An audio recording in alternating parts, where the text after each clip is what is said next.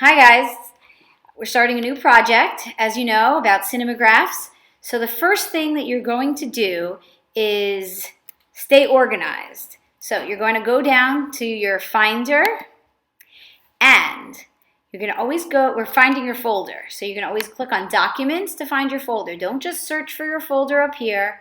Go to Documents, let's do this the right way, and find your folder. So your folder will have your name. Mine's called Your Name, and you will open it. So obviously you guys would have various files in there from the previous projects you've done.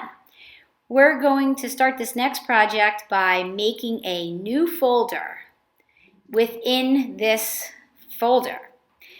We're going to call it Cinemagraph. So there are two ways, like you've learned in the past, to create a new folder. You can click on this gear and click New Folder, or you can right-click on your mouse and click New Folder.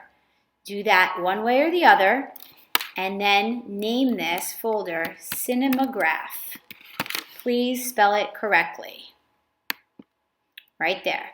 So now, any file for this project will get stored in your Cinemagraph folder within your named folder. Let's try and stay organized. Okay, so now we can get started. You should go to Google Chrome and log in to Google Classroom. Of course, I know you've already read these instructions because you're watching my video. You're going to be downloading this short video. You're going to click on it. It will open up in a new tab, and this is a video that we're using for our example, and it is currently in Google Drive. So now you're going to download the video. You click on the arrow, and your video should automatically download and appear here on the bottom bar. Go ahead and click on that little arrow and go to Show in Finder. And now you should move your video that you just downloaded by left-clicking and dragging it into your Documents folder. If you just hover over Documents, it'll bring you to your list of the different folders, and you need to, again, find your folder, put it in, and then into the Cinemagraph folder. Okay, so now you see it's in the Cinemagraph folder.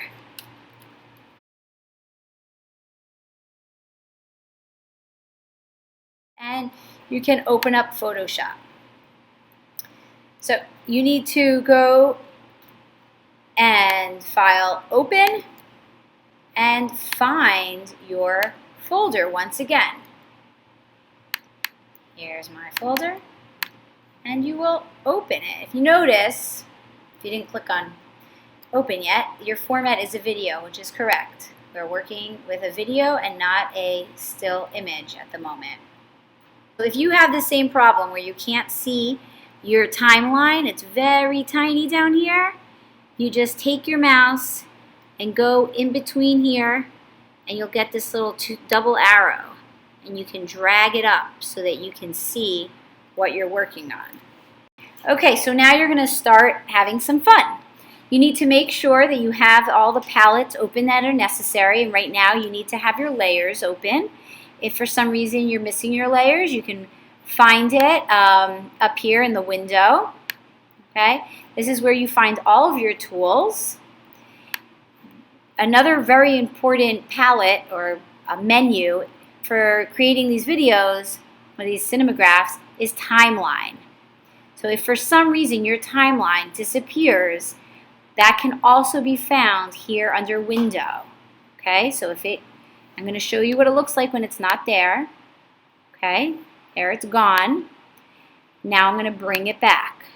Okay, so there you are.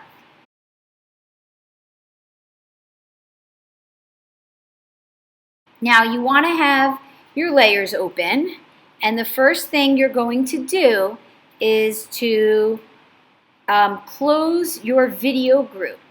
It's probably called Video Group 1, and you will close that arrow.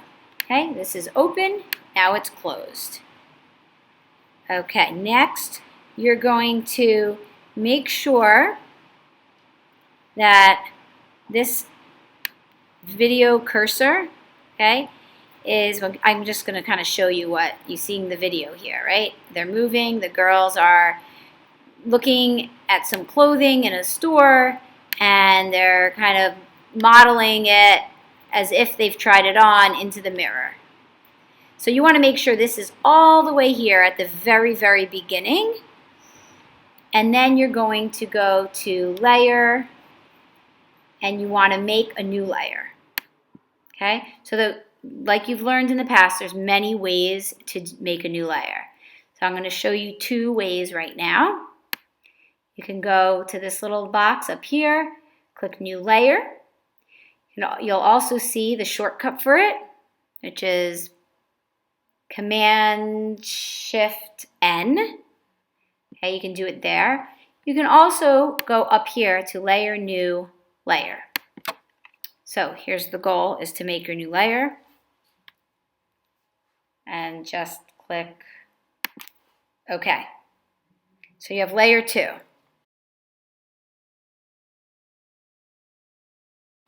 Now you're going to select your brush tool and set your foreground color to black. So that's your paintbrush.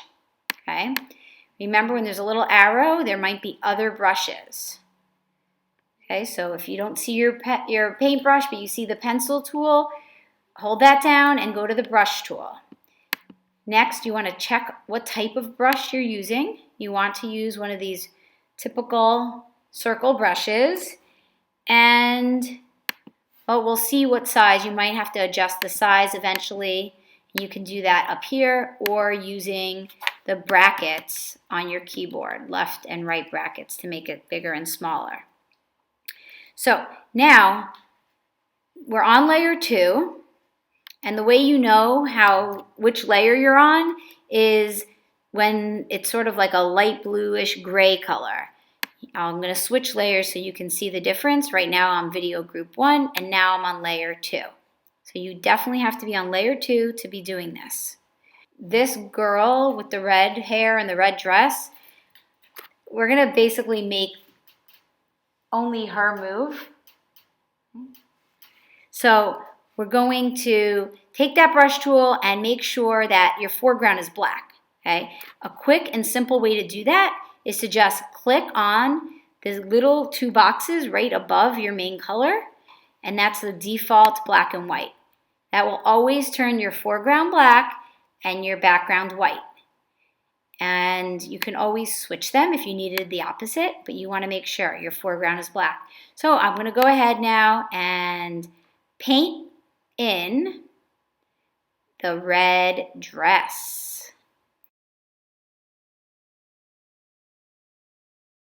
So you're painting the entire girl in holding the red dress. You want to kind of be precise. Remember, Command plus allows you to zoom in.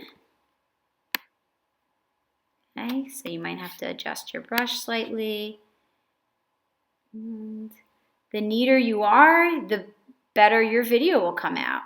So now once you've painted her, you want to go back to your cursor here, and you want to make sure you've covered all of her movements, which means you need to kind of play this and see, right there, you see there's a little more red, so that means she's moving because she's kind of swaying back and forth. So she's now moved out of that frame, and you want to make sure you catch every bit of her. Okay, I'm going to go a little bit further. Okay, again, she's over here, and you see a little bit of her hair over here, and a little bit of her arm over there, and her elbow. Again, we're going to keep going up. So if you want to really be precise, again, you can zoom in, play around with the size brush so you can get every little bit. Down here, her leg, okay, up, There we go. You're just going to go slowly, and you're going to keep painting until you reach the end, and you've covered all of her movements.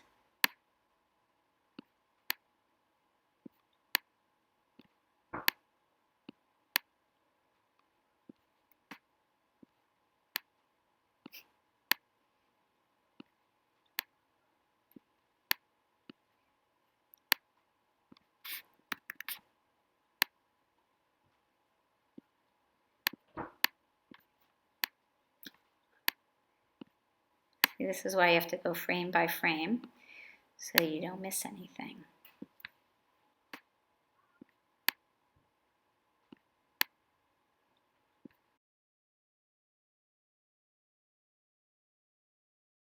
Okay, so once you have your layer 2 turned off and it's invisible, you're now going to make a new layer again. So once again, you can go over here, you can go up at the top, whatever you want to do, and click OK. So that's your layer 3.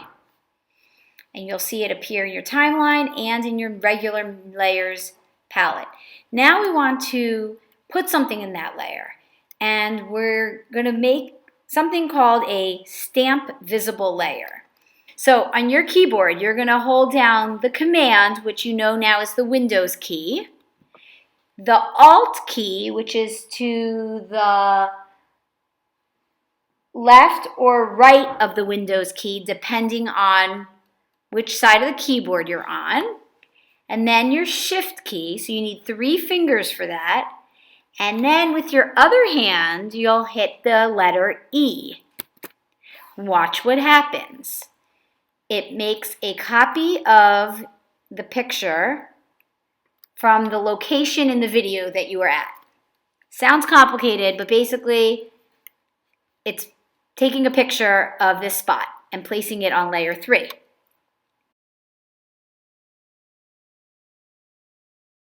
So now I'm going to slide this layer 3 over all the way to the left, to the beginning of our timeline. So all 3 layers are currently lined up.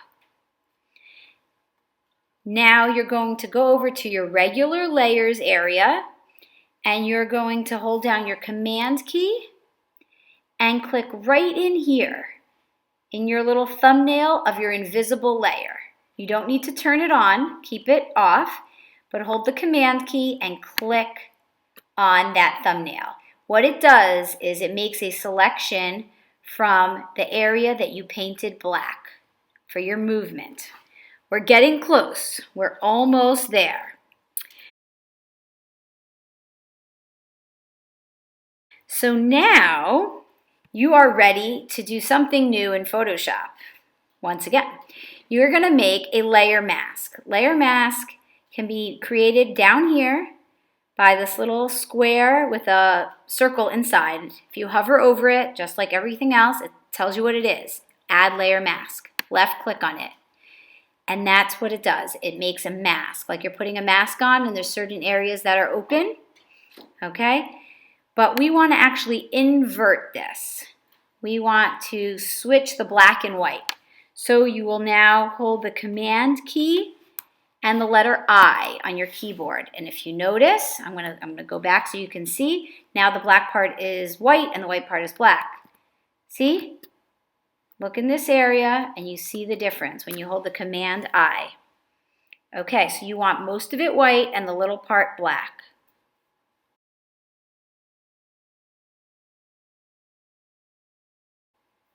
Now you're ready to go to your layer 2 and layer 3 and shorten them to the length of your video.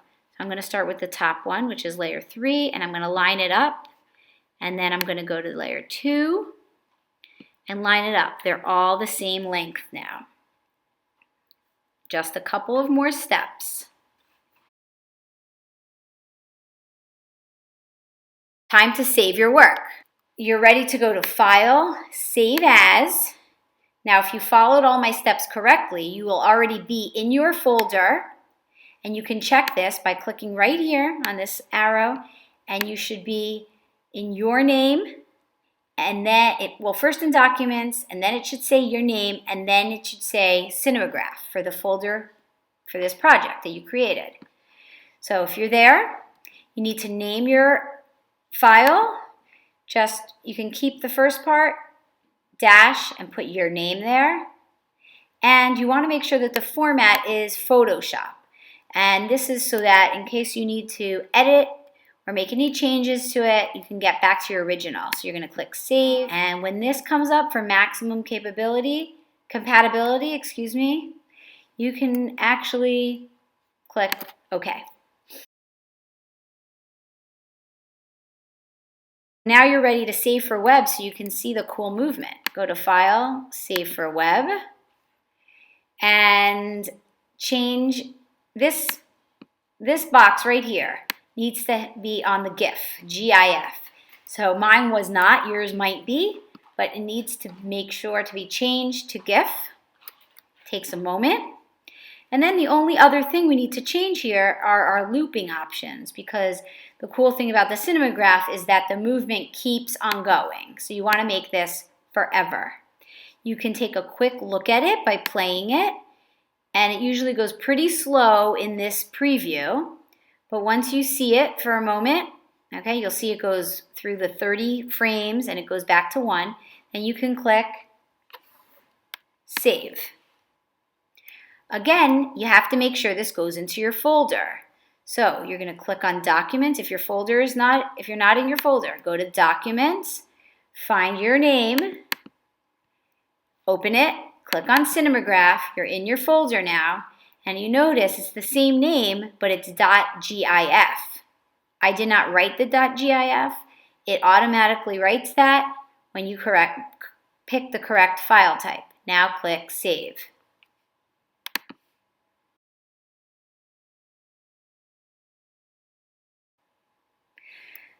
Awesome. Now we're ready to view this because I want to see it in action. So we're going to go into Chrome. I'm going to open up a new window in Chrome. There are a couple ways to view this. You can just go into Chrome. You can go to File, Open File. Again, locate your folder, locate your image, click on the GIF, and click Open. Awesome. And there you have it. Have fun.